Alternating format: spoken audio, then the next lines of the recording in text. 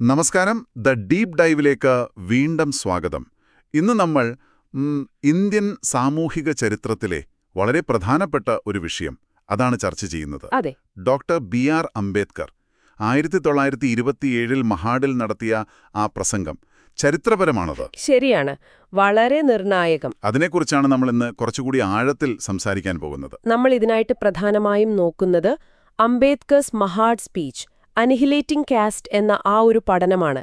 അതിലെ കാര്യങ്ങളാണ്. ഓക്കെ. കാരണം ഈ പ്രസംഗം അതൊരൊറ്റപ്പെട്ട സംഭവമായിരുന്നില്ല, അതൊരു തുടക്കമായിരുന്നു, അല്ലേ? ഒരു വലിയ മാറ്റത്തിന്റെ. തീർച്ചയായും. അപ്പോൾ നമ്മൾ ഈ ചർച്ചയിലൂടെ നിങ്ങൾ കേൾക്കുന്നവർക്ക് ആ മഹാഡ് സമ്മേളനത്തിന്റെ ഒരു യഥാർത്ഥ പ്രാധാന്യം അതെന്താണെന്ന് എത്തിക്കാനാണ് ശ്രമിക്കുന്നത്. കാരണം പലപ്പോഴും നമ്മൾ കേൾക്കുന്നത് അതൊരു കുടിവെള്ളത്തിന് വേണ്ടിയുള്ള സമരം, അങ്ങനെയാണല്ലോ. അതെ, അങ്ങനെ ചുരുക്കാറുണ്ട്. പക്ഷേ അതിനപ്പുറം അതിന്റെ ലക്ഷ്യം ജാതി ഉന്മൂലനം തന്നെയായിരുന്നു. ആ ഒരു വലിയ ലക്ഷ്യം. ശരിയാണ്. ആ ലക്ഷ്യത്തിലേക്ക് അദ്ദേഹം എങ്ങനെയാണ് വാദങ്ങൾ നിരത്തിയത്, നമുക്കതൊന്ന് വിശദമായി നോക്കാം. അപ്പോ ഈ മഹാഡിലെ ചൗദാർ തടാകം, അവിടെ നിന്ന് ദളിതർക്ക് വെള്ളമെടുക്കാൻ അവകാശം വേണം, അതായിരുന്നു സമരം. അതെ. ഒറ്റനോട്ടത്തിൽ അതൊരു ഒരു ലോക്കൽ പ്രശ്നം പോലെ തോന്നാം. പക്ഷെ അങ്ങനെയല്ല. പക്ഷെ അതിനൊരു ദേശീയ ശ്രദ്ധ കിട്ടി.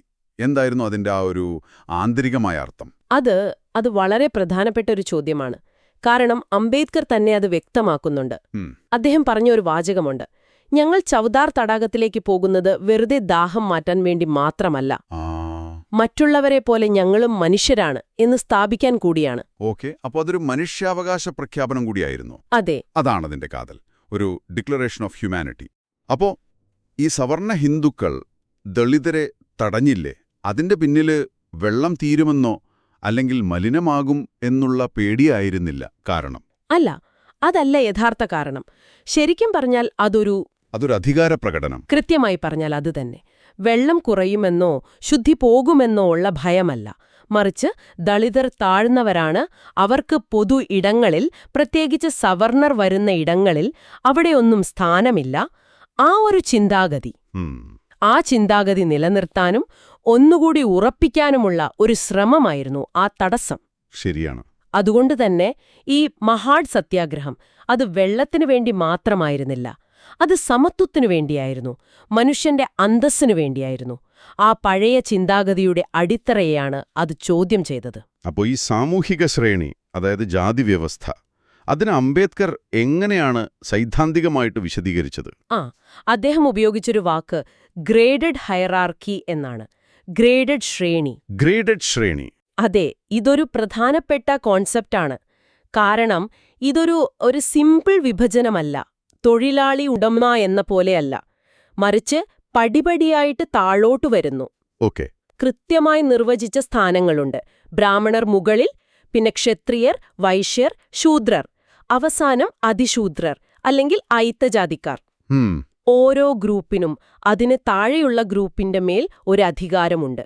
പക്ഷേ തൊട്ടു മുകളിലുള്ള ഗ്രൂപ്പിന് താരെയുമാണ്. ഈ ഒരു ഗ്രേഡഡ് സ്വഭാവമില്ലേ, അതാണ് ഇതിനെ ഇത്ര സങ്കീർണവും ശക്തവുമാക്കുന്നത്. ഈ ശ്രേണി പിന്നെ എങ്ങനെയാണ് നമ്മുടെ ഡെയിലി ലൈഫില് അതെങ്ങനെയാണ് നിലനിർത്തപ്പെട്ടത്? പന്തി ഭോജനം പാടില്ല, ഒരുമിച്ച് വെള്ളം കുടിക്കാൻ പാടില്ല, പൊതുവഴി ഉപയോഗിക്കാൻ പാടില്ല, ക്ഷേത്രത്തിൽ കയറാൻ പാടില്ല. ഇതൊന്നും വെറും നിയമങ്ങളായിരുന്നില്ല. അംബേദ്കർ പറയുന്നത് ഇതെല്ലാം ഈ ശ്രേണിയെ നമ്മളെ എപ്പോഴും ഓർമ്മിപ്പിക്കുന്ന, അത് കൺമുന്നിൽ കാണിക്കുന്ന അസമത്വത്തിന്റെ ചിഹ്നങ്ങളാണ് എന്നാണ്. Symbols of inequality. ഓരോ വിലക്കും ഒരു ഓർമ്മപ്പെടുത്തലാണ്, നിന്റെ സ്ഥാനം ഇതാണ്. അപ്പോൾ മഹാഡില തടാകത്തിലെ വെള്ളം നിഷേധിക്കുന്നത് അതൊരു ഭയങ്കര ശക്തമായ ചിഹ്നമായിരുന്നു. അതെ, ആ ചിഹ്നത്തെ തകർക്കുക, അതായിരുന്നു ലക്ഷ്യം. അതുതന്നെ. ആ ചിഹ്നത്തെയാണ് അവർ നേരിട്ട് ആക്രമിച്ചത്, ആ തടാകത്തിലെ വെള്ളം കുടിക്കുന്നതിലൂടെ. ആ അസമത്വത്തിന്റെ ചിഹ്നത്തെ അവരെ ലംഘിച്ചു.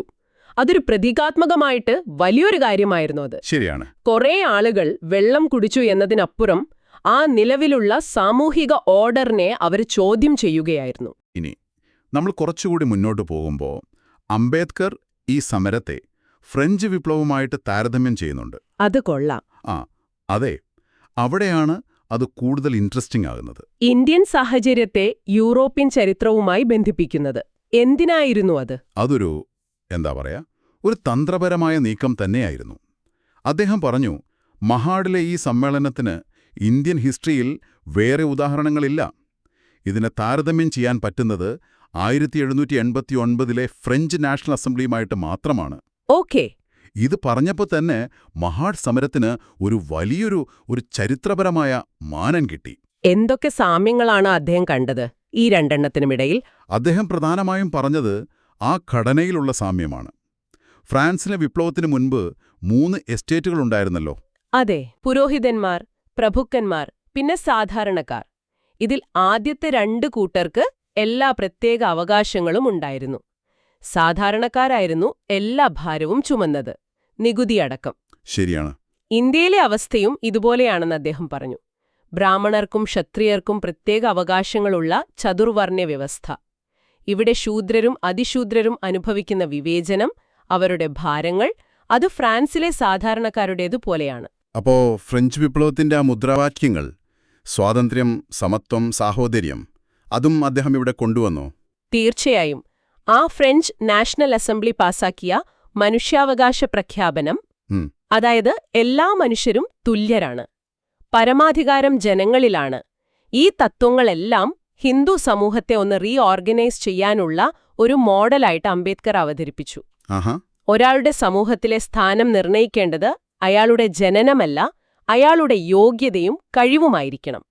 ഈ വാദം അദ്ദേഹം ശക്തമായി പറഞ്ഞു. അപ്പോ ഇതൊരു ദളിത് പോരാട്ടത്തെ ഒരു പ്രാദേശിക വിഷയത്തിൽ നിന്ന് മാറ്റി ഒരു യൂണിവേഴ്സൽ ഹ്യൂമൻ റൈറ്റ്സ് തലത്തിലേക്ക്. അതെ, ജനാധിപത്യ മൂല്യങ്ങളുടെ തലത്തിലേക്ക് ഉയർത്താൻ അത് സഹായിച്ചു.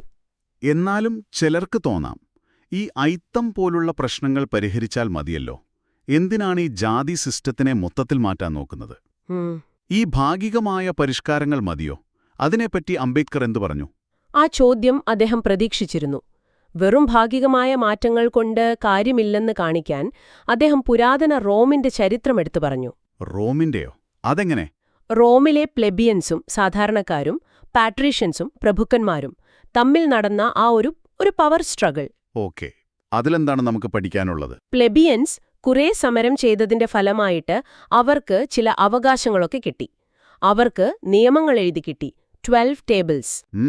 പാട്രീഷ്യൻസിന് ചോദ്യം ചെയ്യാൻ അധികാരമുള്ള സ്വന്തം പ്രതിനിധികളെ ട്രിബ്യൂൺസിന് തിരഞ്ഞെടുക്കാൻ അവകാശം കിട്ടി. ഇതൊക്കെ കേൾക്കുമ്പോൾ വലിയ വിജയമായി തോന്നും. പക്ഷേ പ്രശ്നത്തിന്റെ മൂലകാരണം അവിടെ തന്നെ നിന്നു. ഡൽഹിയിലെ ഒറാക്കിളില്ലേ, വെളിച്ചപ്പാട്, അതിനെ നിയന്ത്രിച്ചിരുന്നത് പാട്രീഷ്യൻ പുരോഹിതന്മാരായിരുന്നു. അപ്പൊ നിയമങ്ങൾ വ്യാഖ്യാനിക്കാനും ദൈവഹിതം എന്ന പേരിൽ കാര്യങ്ങൾ തീരുമാനിക്കാനുമുള്ള അധികാരം അവർക്കായിരുന്നു. ശരി. അതുകൊണ്ട് പ്ലെബിയൻസിന്റെ താൽപ്പര്യങ്ങൾക്ക് വേണ്ടി പ്രവർത്തിക്കുന്ന ഏതൊരു ട്രിബ്യൂണിനെയും ഇത് ദൈവഹിതത്തിനെതിരാണ് എന്ന് പറഞ്ഞ് ഒഴിവാക്കാൻ ഈ പുരോഹിതന്മാർക്ക് പറ്റി. അപ്പോൾ കിട്ടിയ അവകാശങ്ങൾ കൊണ്ടും വലിയ കാര്യമില്ലാതായി. അതെ, പലപ്പോഴും അതങ്ങോട്ട് ഫലപ്രദമായില്ല. അപ്പോൾ ഇതിൽ നിന്നുള്ള പാഠമെന്താണ്? ലക്ഷണങ്ങളെ ചികിത്സിച്ചിട്ട് കാര്യമില്ല, രോഗത്തിന്റെ കാരണം കണ്ടെത്തണമെന്നാണോ? അത് തന്നെ. അടിപൊളി. ഉപരിപ്ലവമായ മാറ്റങ്ങൾ കൊണ്ട് സിസ്റ്റത്തിന്റെ കോർ മാറുന്നില്ല. അംബേദ്കറുടെ അനാലിസിസിൽ ഹിന്ദു ജാതിവ്യവസ്ഥയിലെ ആ ഒറാക്കിൾ പുരോഹിതൻ, ആ നിർണായക ശക്തി, അത് മിശ്രവിവാഹ നിരോധനമാണ്. മിശ്രവിവാഹ നിരോധനം, ഇതാണ് അംബേദ്കറുടെ വാദങ്ങളുടെ എല്ലാം ഒരു കേന്ദ്രബിന്ദു എന്ന് തോന്നുന്നു, അല്ലേ? തീർച്ചയായും, അതാണ് കാതൽ. എന്തുകൊണ്ടാണ് അദ്ദേഹം ഇതിനിത്ര പ്രാധാന്യം കൊടുത്തത്? അദ്ദേഹം പറഞ്ഞത്, ഈ ജാതി വ്യവസ്ഥ എന്ന വലിയ കെട്ടിടം അത് നിൽക്കുന്നത് തന്നെ മിശ്രവിവാഹ നിരോധനം എന്ന ഫൗണ്ടേഷനിലാണ്. ഇത് പറയാൻ അദ്ദേഹം ഒരു നല്ല ഉപമ ഉപയോഗിക്കുന്നുണ്ട്. പാമ്പിന്റെ തല. പാമ്പിന്റെ തലയോ? അതെങ്ങനെ ഈ ജാതിയുമായിട്ട്? അദ്ദേഹം പറയുന്നു, ഈ പന്തിഭോജനം അനുവദിക്കുക, പൊതുവഴി തുറന്നുകൊടുക്കുക, ഇതൊക്കെ ചെയ്യുന്നത് പാമ്പിന്റെ വാലിലടിക്കുന്നത് പോലെയാണ്. അതുകൊണ്ട് പാമ്പ് ചാവില്ല. പാമ്പിനെ കൊല്ലണമെങ്കിൽ തല തകർക്കണം. ജാതിയുടെ തല എന്ന് പറയുന്നത് സ്വജാതി വിവാഹമാണ്, എൻഡോഗെമി. അതായത് ഓരോ ജാതിയും സ്വന്തം ജാതിയിൽ നിന്ന് മാത്രം വിവാഹം കഴിക്കണം എന്ന കർശനമായ നിയമം. ഇതാണ് ജാതിയുടെ ആ വേലിക്കെട്ടുകൾ അത് മായാതെ നിർത്തുന്നത്. അപ്പൊ ഈ ശുദ്ധി അശുദ്ധി എന്നൊക്കെയുള്ള ആശയങ്ങൾ അത് ഇതുമായി എങ്ങനെയാണ് കണക്റ്റഡ്? അത് രണ്ടും ഒരുമിച്ചാണ് പോകുന്നത്. ഒരു ജാതിയുടെ ശുദ്ധി എങ്ങനെ നിലനിർത്തുന്നത്? മറ്റു ജാതികളുമായിട്ട്, പ്രത്യേകിച്ച് താഴ്ന്ന ജാതിയെന്ന് കരുതുന്നവരുമായിട്ട് രക്തം കലരാതെ സൂക്ഷിക്കുന്നതിലൂടെയാണ്. ശരി. വിവാഹത്തിലൂടെയുള്ള ഈ മലിനീകരണം അല്ലെങ്കിൽ പൊല്യൂഷൻ അതിനെക്കുറിച്ചുള്ള പേടിയാണ് ഈ ജാതിയുടെ അതിർവരമ്പുകൾ ഇത്ര സ്ട്രോങ് ആയിട്ട് നിർത്തുന്നത്. ഓഹോ. അപ്പോ ഈ ഭക്ഷണം, വെള്ളം, തൊഴിൽ, ആരാധന, സോഷ്യൽ കോണ്ടാക്ട് ഇതിലെല്ലാമുള്ള വിലക്കുകളില്ലേ, അതെല്ലാം ഈ ഒരൊറ്റ അടിസ്ഥാന വിലക്കിനെ, അതായത് മിശ്രവിവാഹ നിരോധനത്തെ സംരക്ഷിക്കാനും ഒന്നുകൂടി ഉറപ്പിക്കാനും വേണ്ടി ഉണ്ടാക്കിയതാണ്. അപ്പോ ജാതിയെ ശരിക്കും ഇല്ലാതാക്കണമെങ്കിൽ എന്താണ് ചെയ്യേണ്ടത്? അംബേദ്കറുടെ വാക്കുകൾ തന്നെ എടുക്കാം. അദ്ദേഹം പറഞ്ഞു, അകത്തും പുറത്തും ഐത്തം ഇല്ലാതാക്കണമെങ്കിൽ നമ്മൾ മിശ്രവിവാഹ നിരോധനം തകർക്കണം. മറ്റൊന്നും ഫലപ്രദമാവില്ല. അത്ര ഉറച്ച നിലപാടായിരുന്നു. അതെ, അദ്ദേഹത്തിന്റെ ഉറച്ച വിശ്വാസം ഇതായിരുന്നു. മിശ്രവിവാഹം സാധാരണമായാൽ ജാതികൾ തമ്മിലുള്ള ഈ കൃത്രിമമായ വേർതിരിവുകൾക്ക് പിന്നെ നിലനിൽപ്പില്ല. രക്തം കലരുമ്പോൾ ഈ ശുദ്ധി അശുദ്ധി കോൺസെപ്റ്റിന് അർത്ഥമില്ലാതാവും. ശരിയാണ്. അതോടെ ബാക്കിയുള്ള വിവേചനപരമായ ആചാരങ്ങളും വിലക്കുകളും അതെല്ലാം തനിയെ ഇല്ലാതാവും. ഇത്രയും ഒരു റാഡിക്കലായ മാറ്റം ഇത് വരുത്താൻ സവർണജാതിയിലുള്ളവർ സ്വയം മുന്നോട്ട് വരുമെന്ന് അംബേദ്കർ വിചാരിച്ചിരുന്നോ? ഇല്ല, അദ്ദേഹത്തിന് അങ്ങനെയുള്ള വ്യാമോഹമൊന്നും ഉണ്ടായിരുന്നില്ല. ഓക്കേ. ഈ ബ്രാഹ്മണരെ പോലുള്ള ഉയർന്ന ജാതിക്കാർ അവരുടെ ആ സോഷ്യൽ, റിലീജിയസ് പവർ, ആ സ്റ്റാറ്റസ് അതൊന്നും സ്വയം വിട്ടുകൊടുക്കാൻ തയ്യാറാകുമെന്ന് അദ്ദേഹം കരുതിയില്ല. ശരി. അതുപോലെ മറ്റ് സവർണജാതിക്കാർ, അവരെ സംബന്ധിച്ചിടത്തോളം അവർ ദളിതരേക്കാൾ മുകളിലാണ് എന്ന ബോധം നിലനിർത്താനല്ലേ അവർ ശ്രമിക്കൂ. അപ്പോൾ പൂർണ്ണമായ സമത്വത്തിനു വേണ്ടി അവർ ആത്മാർത്ഥമായിട്ട് ഫൈറ്റ് ചെയ്യില്ലെന്ന് അദ്ദേഹം മനസ്സിലാക്കി. അങ്ങനെയെങ്കിൽ പിന്നെ ആരാണ് ഈ മാറ്റം കൊണ്ടുവരേണ്ടത്? ദളിതർ സ്വയം വിമോചിതരാകണം. അതാണ് അംബേദ്കറുടെ ആഹ്വാനത്തിന്റെ കാതൽ. സ്വയം? അതെ, അദ്ദേഹം പറയുന്നുണ്ട്, നാം ഏറ്റെടുത്ത ഐത്തം നീക്കം ചെയ്യാനും സമത്വം സ്ഥാപിക്കാനുമുള്ള ഈ ചുമതല നാം തന്നെ നിർവഹിക്കണം. ഇതൊരു സാമൂഹിക പ്രശ്നം മാത്രമല്ല, ദളിതരുടെ സാമ്പത്തികവും വിദ്യാഭ്യാസപരവുമായ പിന്നോക്കാവസ്ഥയുടെ കാരണം തന്നെ ഈ ഐത്തമാണെന്ന് അദ്ദേഹം പറഞ്ഞു. ഐത്തമാണ് നമ്മുടെ എല്ലാ ദാരിദ്ര്യത്തിന്റെയും മാതാവ് എന്നുവരെ അദ്ദേഹം പറഞ്ഞു.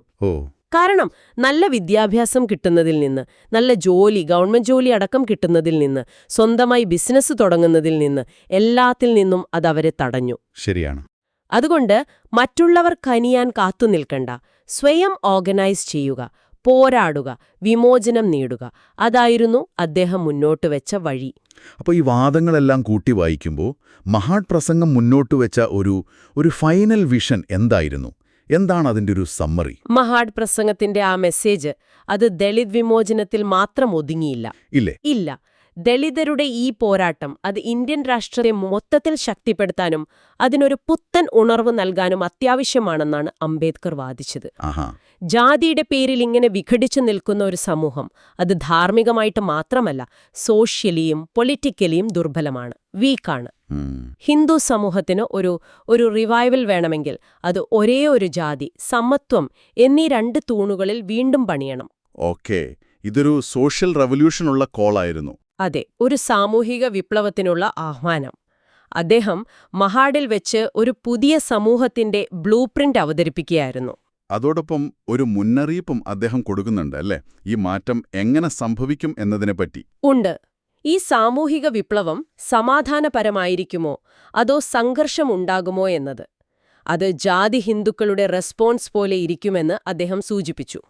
അവരീ കാലഹരണപ്പെട്ട പഴയ ചിന്തകളും ഗ്രന്ഥങ്ങളുമൊക്കെ വിട്ട് നീതിയുടെയും സമത്വത്തിന്റെയും വഴി സ്വീകരിക്കാൻ റെഡിയായാൽ ഈ മാറ്റം സമാധാനപരമായി നടക്കും, അല്ലെങ്കിൽ സംഘർഷങ്ങൾ ഉണ്ടായേക്കാം എന്നൊരു ധ്വനി അതിലുണ്ട്.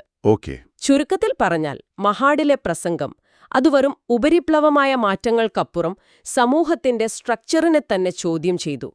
ജാതി ഉന്മൂലനത്തിന് വേണ്ട അടിസ്ഥാനപരമായ മാറ്റങ്ങൾ എന്തൊക്കെയാണെന്ന് നിർദ്ദേശിച്ചു. അത് ഇന്നും വളരെ വളരെ പ്രസക്തമായ ഒരു ഡോക്യുമെന്റാണ്. അപ്പോ ഈ ചർച്ചയിൽ നിന്ന് നമുക്ക് വ്യക്തമാകുന്നത് മഹാഡിലെ ആ സംഭവം അതൊരു സാധാരണ പ്രതിഷേധമായിരുന്നില്ല, ഒരു അവകാശ സമരമായിരുന്നില്ല. അല്ല.